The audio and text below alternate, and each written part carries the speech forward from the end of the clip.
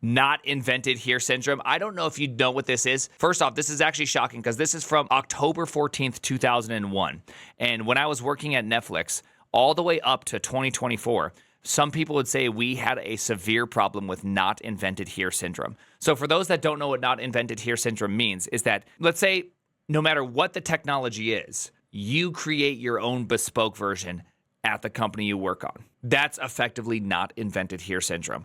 And so is that good or bad? I don't know. Like we have our own network protocol, or it's no longer we. Netflix has its own network protocol for the television. I created the WebSocket implementation. I helped a little bit out with just like the basic implementation of it. I only helped a little bit.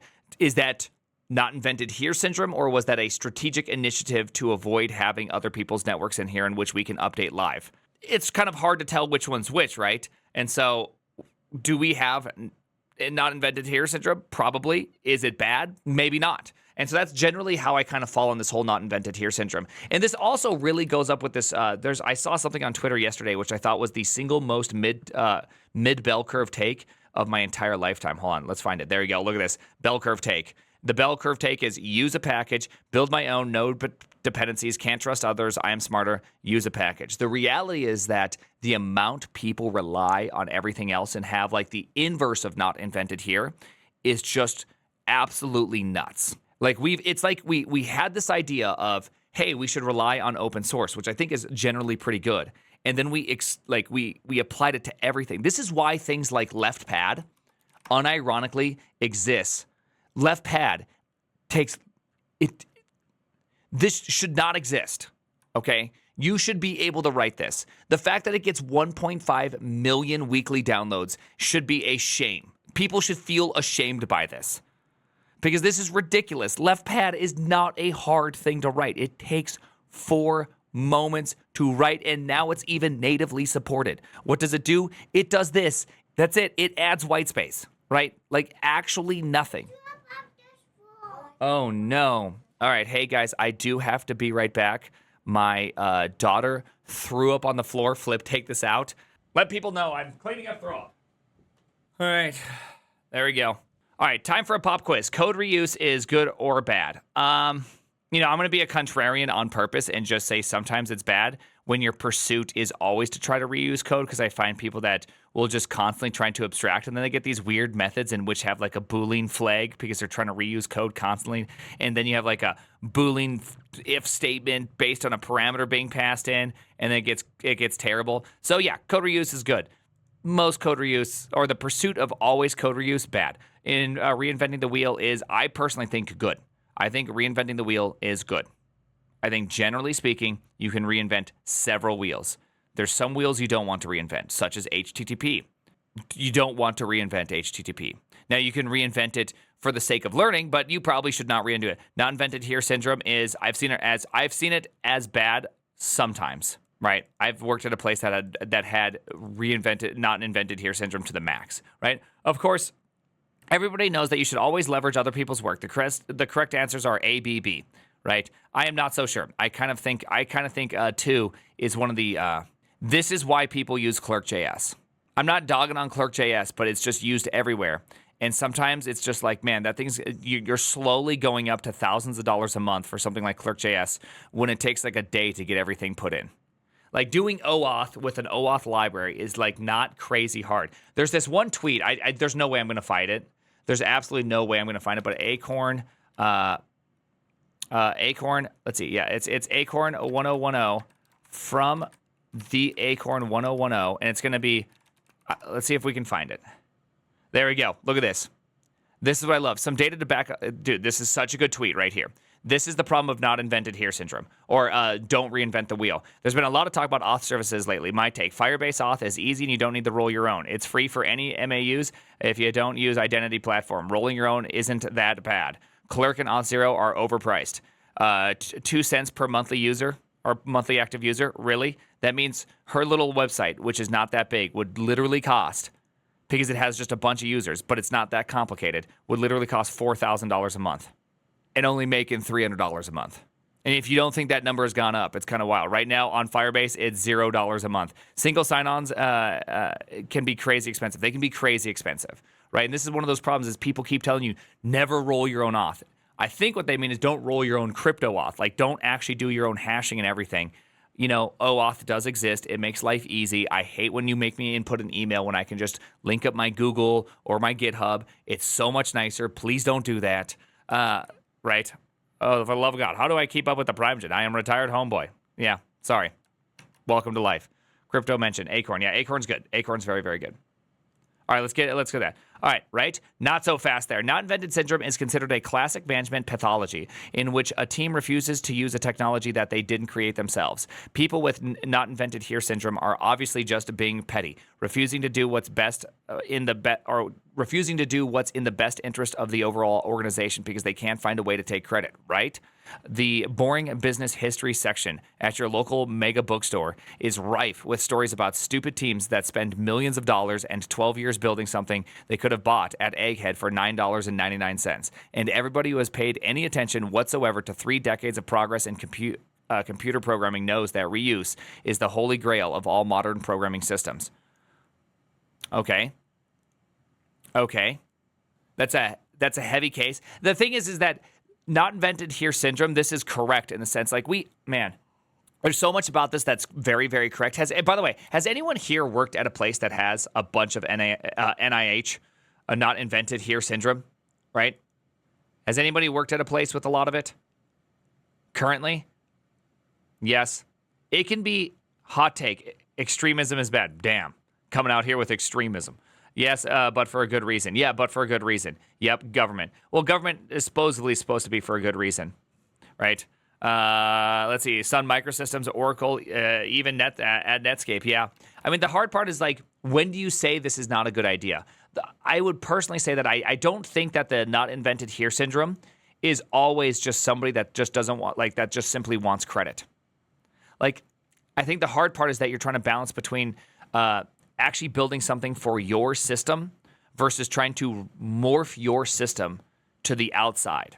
And those can be they can both be difficult at times, right? Because, I mean, think about like, we had a build system at Netflix in the 2013, 2014, 2012 era, in which was called Sake. And it definitely wasn't great, but it was a couple hundred lines of code to build everything for the TV, for all users, for all these kind of things.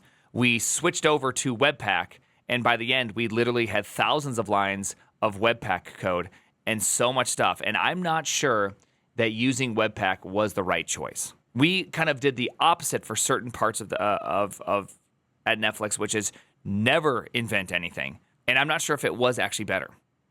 I did not like Sake. To be completely fair, I did not like Sake. Any of the old Netflixers will tell you they probably did not like Sake either. But which one was worse in the end?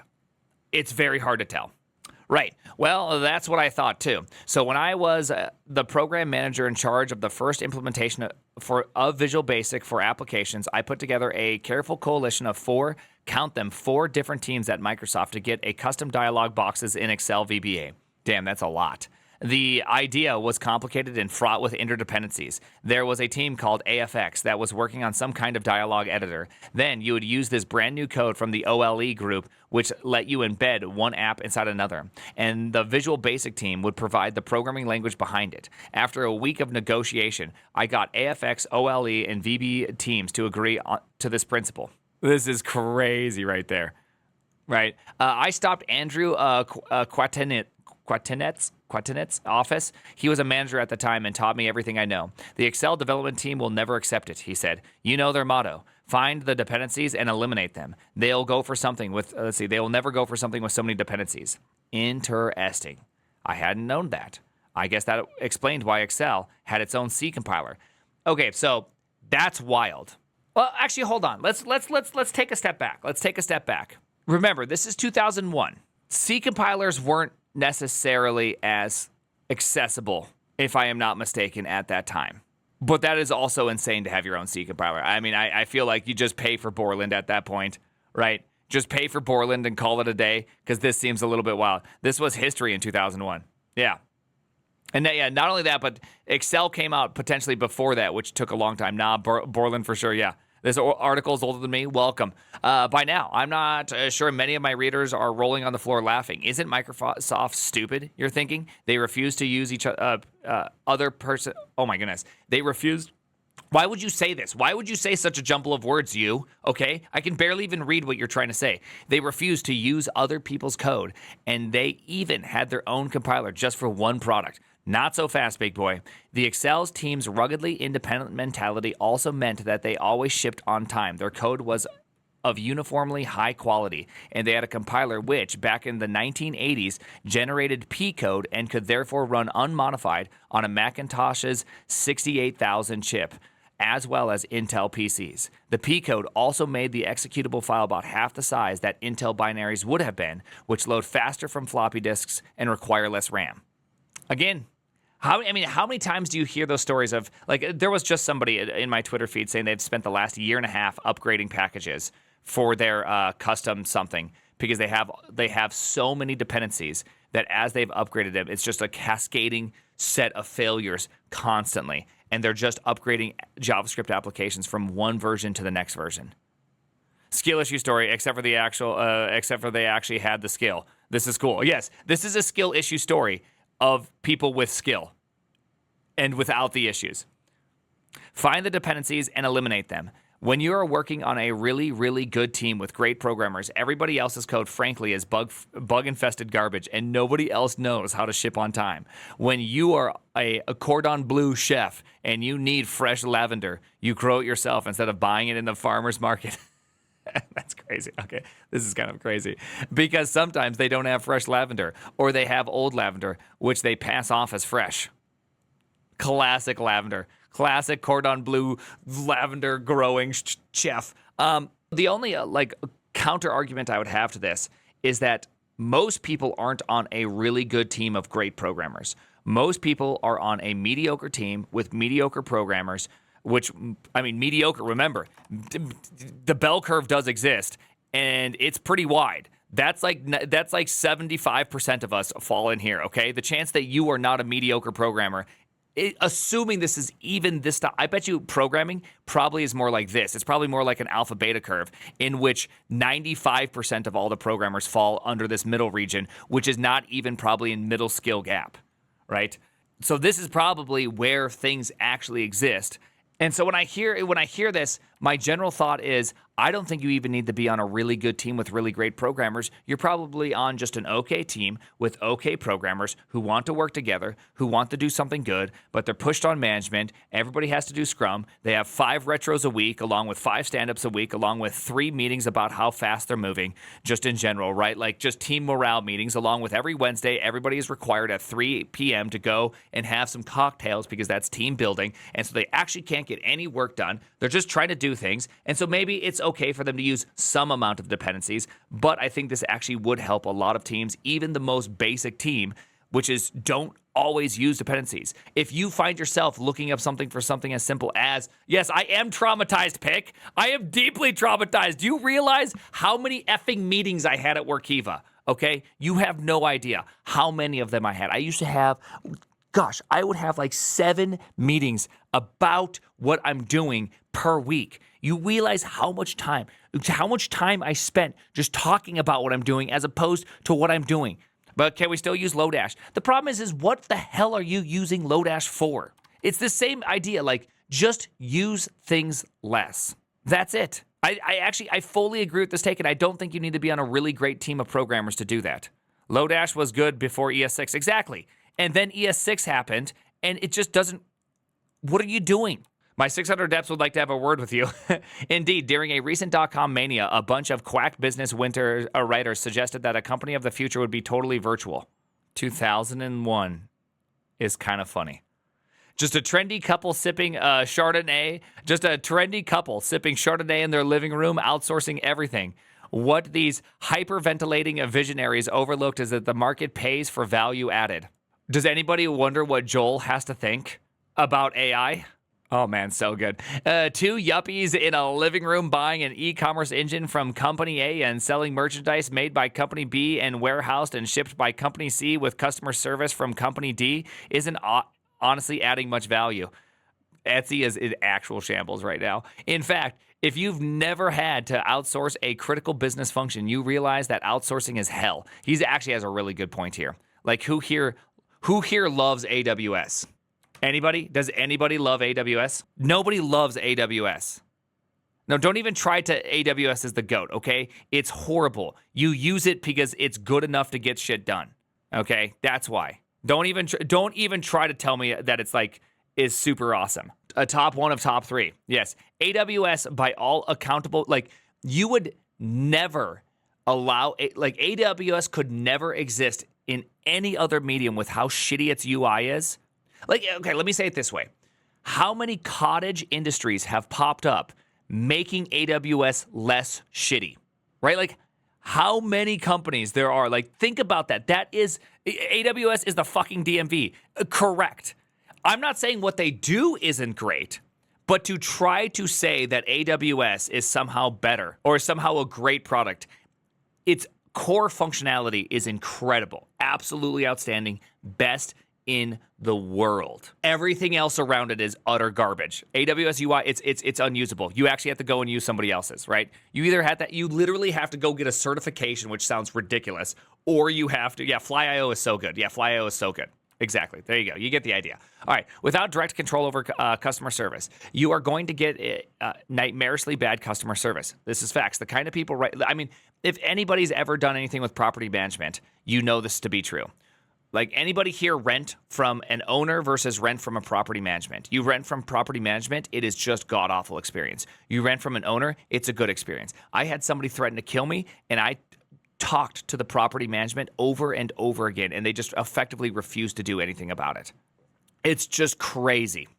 It's just crazy, right? Not always true. It's like 95, 99% true. I understand that there's always going to be a good thing. Okay, no one's talking about that 99%. Okay, no one ever does that. We got to quit being the platform of Twitter. Okay, it depends on that one company that probably exists that I've personally never seen it, living it. Yeah, it's awful. Let's see, the kind of people that write about web blogs, they've tried to get anyone from some phone company to do even the most basic thing.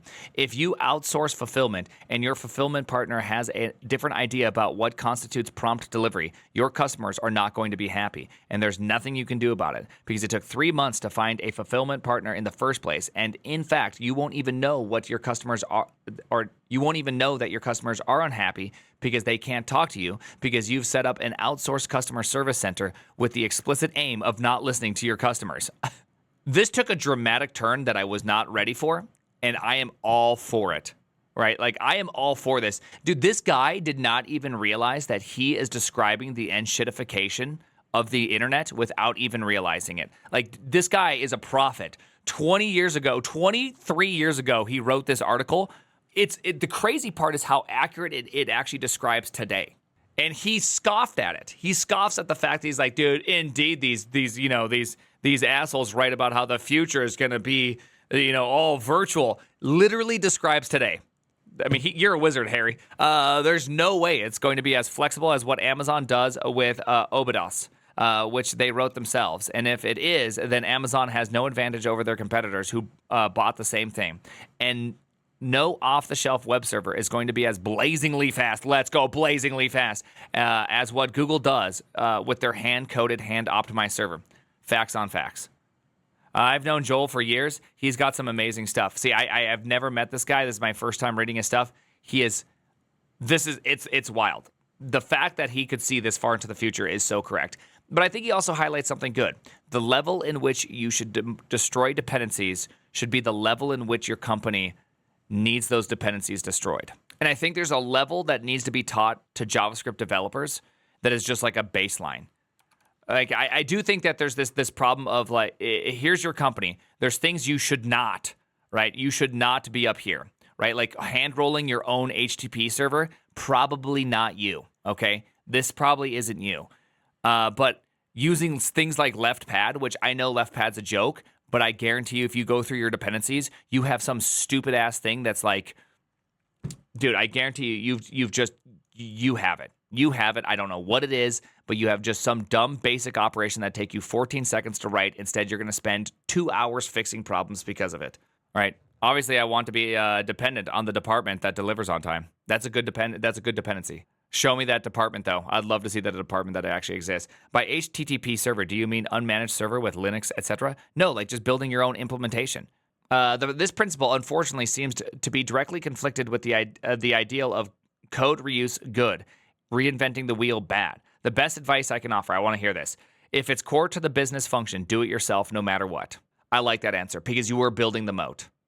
And if you can't build the moat good enough, then your business sucks. You were unable to hire. You weren't good enough with your hiring. You didn't do it right. Right. Pick your core business competencies. By the way, when I worked at Workiva, it was a XML. So for those that don't know, Workiva did XBRL. XBRL is a format, HTTP 3.2 format for the SEC to take in filings from larger companies that could help prevent what happened with Enron, right? It can effectively take away all of that stuff. And we wanted to create a viewer that could be seen across every platform. And so what did we do? We hand-rolled our own server rendering, including kerning down to the exact letter. It was essential for the core business. Is that not invented here syndrome? Or does that mean we built the product that was so good? And by the way, Workiva is one of the single best products to use. It is such a good tax product, and working on that was so much fun because it actually was really interesting work because it was super, super hard. And I remember I got F'd by the interrobang.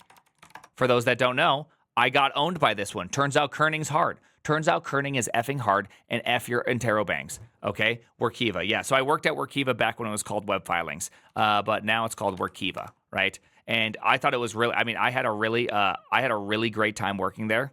When I worked there, it was in Bozeman, Montana. Look at that, the stock price is stonking. I didn't have a lot of stock, but it was a great time. Like, genuinely a great time. I was very, very happy about all of it. But we invented a bunch of stuff that people would say, why would you ever invent kerning? Why not just let Chrome render the text for you? Why did I leave Netflix? I wanted adventure. I wanted to see if I was actually smart. Honestly, I went to the Valley because I always heard the Valley was filled with the smartest people ever and that it was the most best. And so I went to the Valley and I was exceptionally disappointed because it turns out everybody's just like everybody else, right?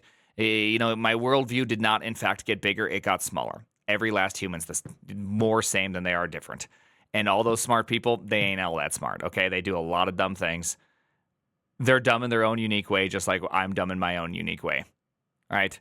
And I also, the same with Insane Rent. It's just saying, he was bored of living at port and wanted to sail as a merchant seaman. There you go. Something about seaman. He's absolutely correct. Silicon Valley is highly overrated. It really is highly overrated. But it was really great because we invented everything ourselves, but we did a good job, and it was a team of really, really amazing devs. And so it actually went super smooth. Like, oh man, the kerning service was amazing. Our own ISROT calculations, our own matrix multiplications for being able to do all the zooming and everything features that existed in one platform but not the other, and we had to make like a uniform JavaScript version of that. Oh, like everything. It was so much fun. What languages? Go, Python, JavaScript, right? Speed and power, right? It was really amazing, right? All right. Pick your core business competencies and goals and do those in-house. If you're a software company, write excellent code is how you're going to succeed. It's true. If you're a software company, people are picking you because of your software. That just makes sense, right? If you're a SaaS, it's surprising how many SaaSes are just shitified. Go ahead and outsource the company cafeteria and the CD-ROM duplication. If you're a pharmaceutical company, write software for drug research and don't write your own accounting package. Bada bing, bada boom. And if you're a web accounting service, write your own accounting package, but don't try to create your own magazine ads. If you have customers, never outsource customer service. There's something about that is very true. If I'm not mistaken, Netflix for a long time, we didn't outsource our customer service in some sense. There was a bunch of in-house customer service stuff that was really important. You could actually go and be a part of customer service if you wanted to learn what they have to go through. And there's all these things that actually happen. I know CD-ROMs, this is a day of CD-ROMs. Shut up. If you're developing a computer game where the plot is your competitive advantage, it's okay to use a third-party 3D library. But if cool 3D effects are going to be your distinguishing feature, you'd better roll your own. That's amazing. Remember, games back then were a little bit different than games today. But there is something very amazing about some things he's saying right here. which I wonder how much that, I wonder how you'd kind of apply that today with games. I don't know. I'm not really sure. Just like Noita, right? Everything is just Unreal Engine now. Yeah. It's kind of interesting because now there is only plot. We're still rolling things ourselves. Oh, I mean, I'm rolling my own stuff myself. But again, I'm not even using 3D. I'm using ASCII still. The real build your own shit. Yeah. The only exception to this rule, I suspect, is if your own people are more incompetent than everyone else. So whenever you try to do anything in-house, it's botched up. Yes, there are plenty of places like this. If you're one of them, I can't help you.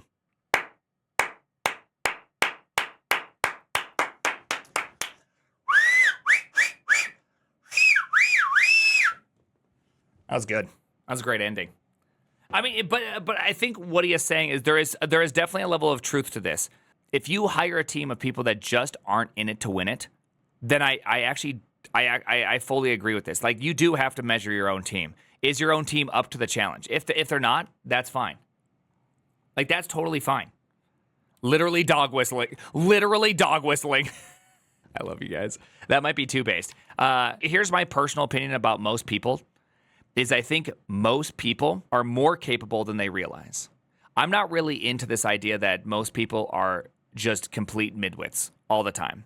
I think most people just simply they just offload decision making just because that's kind of the area they live up to, right? I think in our modern world, in our modern life, if this is the hurdle you need to jump, it's just really low. And I don't think people ever need to live up to something big. Where some people, they just go, you know what? I think I can jump a bigger hurdle. You know what? I think I can jump a bigger hurdle. You know what? I think I can jump a bigger hurdle. And they just do it themselves. And these are these people that are outstanding, right? But I just don't think they're any different than anybody else other than they want to make a bigger hurdle. I think some people need the hurdle to be big themselves, and some people will make a big hurdle for themselves. I'm just not really into the whole everyone's stupid thing. The difference is money. I just don't agree with that. I grew up fucking broke. And if you're saying poor people do it better than rich people, you're probably correct in the sense that when you're rich, you just don't have the need. I think need is a great motivator. I'm not saying it's not a good motivator, right? It's not something I'd put as virtuous, but it is a great motivator in the sense that it makes people want to do things. If that's what you're trying to say, then I'm totally on your team. So you agree. It just depends on what, I don't know what you're trying to say. Are you trying to say that it's only people who have come from affluent families, therefore they're able to raise their own hurdle? Then I don't agree with you. But if you're saying people who are really broke, who have a need and really push themselves, then yes, I do agree that money can be a great, lack of money can be a great motivator. But it also can be really awful motivator. And some people will feel defeated and not want to do it, right? Desperation is probably the biggest motivator to get things done. I personally agree with that. But nowadays we don't often suffer from physical hunger as our driving motivator. We have to suffer from emotional hunger as our motivator. And the nice part about emotional hunger is that everybody has it. Like, you guys all feel it. Some of you drown it out with video games or with some other thing. So this is where I just say Olaf. So this is why, like I said, I fundamentally disagree with you on the biggest thing. I grew up ultra poor. A lot of people that I know that became really great are people that grew up ultra poor, right? And so I just simply disagree with you. I don't like this take in general, which is that, it's just the rich people that are the ones that are able to become great at things. No, I just disagree. I honestly think that I see more often than not people that are growing up in middle class or upper middle class / wealthier families. They tend to actually have some of the worst outcomes because their kids don't have any reason to do it. Like, if you have parents that are motivated to help you become good and they don't have a lot of money, I think that's some of the best, that is one of the best places to grow up as, right? Immigrant kids, as people talk about that. Like, there's a whole study about immigrants who came to America tend to do disproportionately well against Americans because they're coming from hard times making hard men, and they're able to toss it off to their kids. I just simply don't agree with those things, and I don't think I'll ever agree with those things. I think anyone can. Anybody sounds a little gay. Okay, shut up. This is not a David Goggins gay moment. But there's a lot of people. There will always be someone you can point to that breaks the mold, right? There's always going to be somebody that you can point to and be like, oh, well, they were rich and they grew up rich and they became more wealthy. Yeah, sure, they do exist. No one's arguing that, okay? Stop with that. Nobody's doing that, right? Good parents will help you. Yeah, I'd say the true wealth of a family is good parents. And here's the thing is that the most amount of kids, like I'm good friends with there's only one Young Life in South Dakota. And the guy that started it is a friend of mine. And I talk to him like maybe once every 6 months. I go out to lunch with him. And he talks about just like how much emotional damage there is for these young kids who have parents that are wealthy. They're never around. They never are a part of anything. And they're just like absolutely destroying their kids. And it's like really sad to hear. I hope I'm never that person. How about luck? Luck obviously exists, right? But there's something about luck that's interesting, which my mom always says, the harder I work, the luckier I get, which I think is a really, really, really, really important facet, which is that if you are continuously preparing yourself, luck can be a very great thing for yourself. You can't just simply make luck, but you can influence when luck happens. And the HTMX guy talks about it a lot. A lot of times, it's just about sticking around long enough. If you stick around long enough, something will happen eventually, and that helps you. And that's obviously not universally true. There's somebody that probably stuck around their whole life and never had a single break. I get it. But there's a lot of you that knew that you got interviewed, that you talked to somebody, that you've met people, and you remember that time that you were vastly unprepared to meet them and talk to them, and you realized you did not make your own luck. You had the opportunity, and you were unable to do it because you simply offloaded everything that could have made you luck or could have made you, like, excel. You know, I've been there. I've been there, too. And I don't want to ever be there again, so I'm always trying to, like, think and build on these things. Okay, hey, the name is, this article is great. I liked this article quite a bit.